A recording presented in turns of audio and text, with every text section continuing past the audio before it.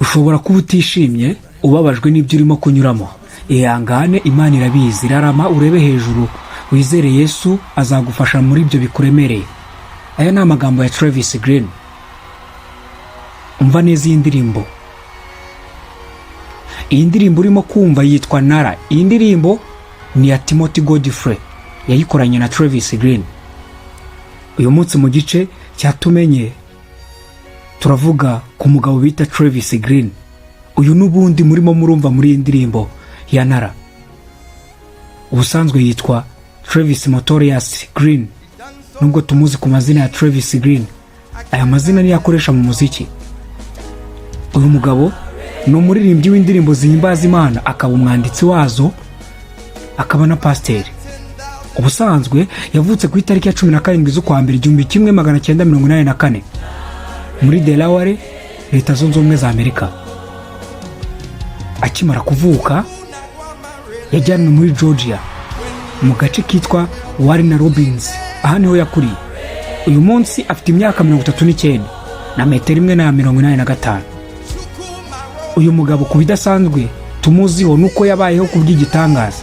Ajya kuvuka ababyeyi be babwiwe ko uruhinja rwapfiriye mu nda. Nyuma kubw'igitangaza n'amasaha makeya bitegura gushyingura, yaje gukanguka arahumeka. Ugomba kumenya ko nyina wa Travis yitwa Charlie Green. Ise wa Travis we yapfuye mu 1989 yishwe n'indwara yitwa aneurysm. Iyi ndwara ni indwara y'umutima. Igihe se yapfaga uyu mwana yari afite imyaka 4. Travis akimara kumva inkuru ya se yahubutse kuri etaje igeretse inshuro enye. Akikubita hasi umutima urahagarara, arongera abaho. Iki cyabaye igitangaza cya kabiri kuri aba babyeyi be. Uyu munsi ni umugabo ukuze, ni umugabo w'imyaka 39, afite abana 3. Uzwi ni umwana we w'umuhungu witwa David G.C. Green n'umugore witwa Jacqueline Gianfi Green. Muri 2006 nibwo Travis yasoje amashuri ye, ayasoza muri kaminuza yitwa Georgia Safari University. Twibuke neza ko akimara kuvuka nibwo yajyanywe muri Georgia. Iyi kaminuza yayikuyemo impamyabumenyi muri business no mu muziki. Reka nkwibutse ko business ari ubucungamutungo cyangwa se ubushoramari. Uyu mugabo yatangiye umuziki we nk'uwabigize umwuga mu mwaka wa 2007. Mu 2010 nibwo yakoze album ye ya mbere yise Stretching Out. Mu mwaka wakurikiyeho yakoze yitwa Heal, iherekezwa na episode y'indirimbo yiswe Intentionally. Kugeza ubu uyu mugabo afite album 3 arizo Stretching Out, Heal na Broken Record. Travis ku buhanga bwe n'ubunararibonye bwe bw'umuziki no kuba ari producer ntibyagomba gusiga atari umwe mu bantu bahatanira ibikombe. Yahataniye Grammy Award inshuro 5 kuva 2016. Uyu muhanzi yegukanye ibihembo 2 bya Billboard Music Award mu nshuro enye yabihataniye. Afite kandi ibihembo 13 bya Stellar Award, kandi ni nawe muhanzi ufite indirimbo yarebwe n'abantu benshi muri 2022 yarebwe na miliyoni 47. Travis Green n'umugore we bashinze urusengero rwa Forward City Church ruri muri Carolina y'Epfo. Uyu mugabo yakoze ibitaramo byinshi hirya no hino ku isi ndetse no mu Rwanda.